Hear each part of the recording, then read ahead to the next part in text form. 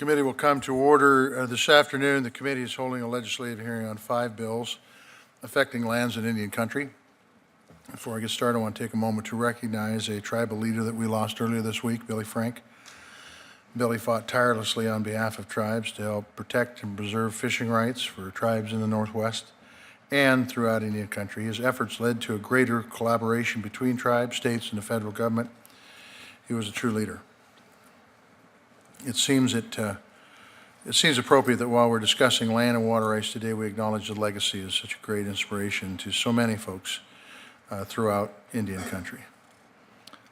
Turning to the business at hand, we're going to first discuss S-2188, which would reaffirm the Secretary of Interior's authority to take land into trust for all federally recognized tribes. This authority was first established in the Indian Reorganization Act of 1934 and was intended to reverse the impacts of the allotment era, which led to tribes losing nearly 80% of the lands promised to them through treaties, executive orders, and congressional acts. This authority was recently called into question when the Supreme Court issued its decision in Carcieri versus Salazar in 2009. Carcieri decision went against 75 years of administrative precedent and has created 2 classes of tribes. Since the decision came down, tribes, tribal organizations, and other stakeholders from throughout Indian country have asked this committee to bring certainty and equality back to the land and trust process.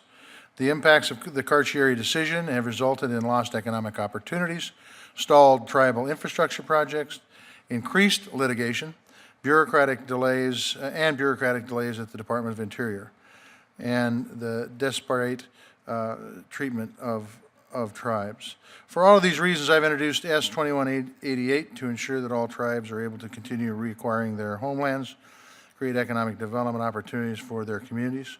Senator Moran has joined me and others in co-sponsoring this bill, and we will hear from our colleagues as Senator Moran has joined us today. And we welcome you, Senator Moran. We look forward to your comments in just a minute.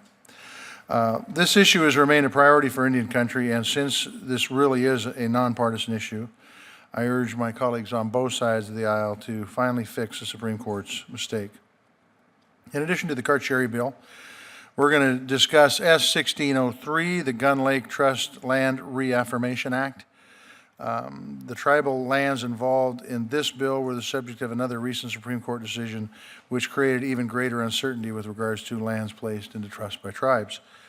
In Salazar versus Pachak, the Supreme Court held that land placed into trust by the Secretary of Interior can be challenged by an individual for up to 6 years after the land is placed into trust.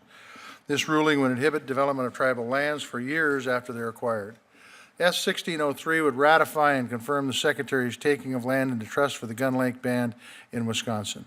The Gun Lake Band was recognized through the Department's federal acknowledgement process just 16 years ago. The land in question is the only property the band owns in trust and is used for economic development, which provides funds for the tribal government and social services for the community. Gun Lake Chairman D.K. Sprague will provide testimony on this bill and discuss its importance to the band. We're also going to discuss S-1818, the Pyramid Lake Paiute Tribe Fishing Springs Ranch Settlement Act. This act would ratify a settlement agreement between the tribe and Fish Springs regarding tribal water rights. Chairman Lowry of the Pyramid Lake Paiute Tribe will testify today on this bill. Finally, we're going to hear 2 bills affecting the Shoshone-Bannock tribes of the Fort Hall Reservation in Idaho. Senator Crapo has introduced S-240 and S-2040 and S-2041, both of which would resolve some of the land issues regarding Fort Hall Reservation. I'll let Senator Crapo discuss those bills a bit more when he shows, and we will hear from Chairman Small of the Fort Hall Reservation as well. With that, I would turn it over to my ranking member, Vice Chair, Senator Barrasso.